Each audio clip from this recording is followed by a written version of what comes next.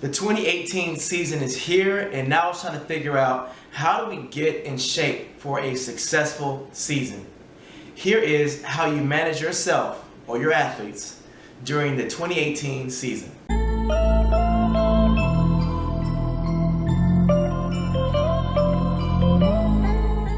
Now, I'm already going to assume that you are a full-time track and field athlete. Once you finish your season, you need to rest. Take about 4 to 6 weeks of doing nothing. Go play, go have fun, enjoy time with your friends, do all that stuff, because when season comes around, you're going to have to sacrifice a lot of your time to dedicate just to being in that track and field world. Now, once your rest is done, you want to start your summer training. Many schools do a summer camp where they do, sprints and jumps. It's not important to do that, because when you start sprinting and jumping too soon, especially when you're 8-9 months away from season, you're going to start putting high impacts on your body, and your body doesn't like it, and it's going to falter somewhere. So you want to start things slow. So a proper summer camp is just basically doing lunges, squats, calf raises, opening your hips, a lot of core work, range of motion drills. All these things are very important. When you understand this concept and you put your body through it, you're going to see a huge improvement in your overall strength, because your body can kind of reset and start all over again. But as it starts over again, it's stronger than last year. In the fall season is when you start doing more conditioning. And what I mean by conditioning is mental conditioning, cardiovascular conditioning, muscular conditioning. All these elements are very important, and they need to be conditioned to do more. Because you have your base set, you can start doing more running. Now, I don't suggest starting your first day of practice doing a bunch of sprints, because if you do, your body's going to falter. Typically the hips and the quads and the calves aren't ready for it, and that's where you're going to start having strains, tears, and pulls, and you don't want these to happen. I typically start my athletes off with running 300s or 400s. It's probably 4 to 6 reps of them, and it's not timed, just running. If you're gonna run fast one time, then run fast. If you're gonna run slow another time, then run slow. At the end of the day, you're finishing the reps, so your body gets used to the time under tension. If you take more time to run, then you have more time under tension. If you run faster, then you just have less time under tension, but you're gonna create more force output during that faster run.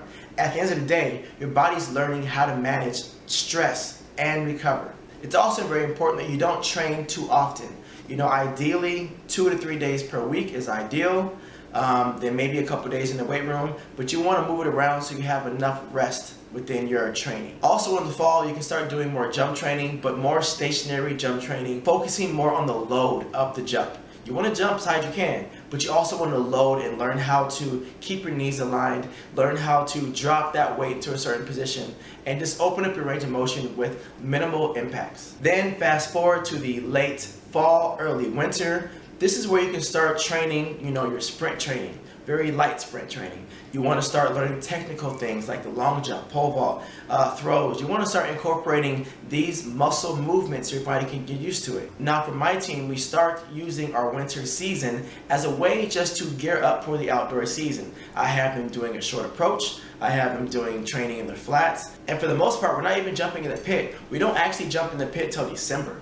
And then from there, we're doing light work, and it's just with flats on, and it's not at full speed. I prefer doing short approach because it gives the athlete more time to create the power within their jump. So if they're doing a long jump and they only have a 10-step approach, they're not going to be at a full sprint, but they're going to be focused more on the mechanics. They're going to have more time to create more power in their jump, and they're going to start to understand the positions at a slower pace. Of course, it's a fraction of a second, but it's a lot less wear and tear on the body during that time than having them do full approach jumps right off the bat. If you're sprinters or hurdlers, you wanted to start by putting yourself through the motions and finding the triple extension in your legs, the knee drive, your checkpoints, the basic things that will help you succeed once season starts. Then once the spring comes around, get after it. And you should ideally be in a good place because you've already put your body through all the progressions to perform at a very high level. Then from there, from season, just have fun. All the training you did from the summer, the fall, and the winter is going to be the results you get during season. Just focus on having fun and staying healthy, because as you have fun and stay healthy, then you're able to get more done because you're in a good spot and you're having fun. It's very, very important that during this whole process, you take care of your body. You make sure you ice if you're not sore. You make sure you stretch longer than you have to. You make sure that you're trying to improve in every aspect of track and field in order to remain healthy and not have to worry about missing any time off the track. So if you have any questions, send me an email at info@KeinanBriggs.com.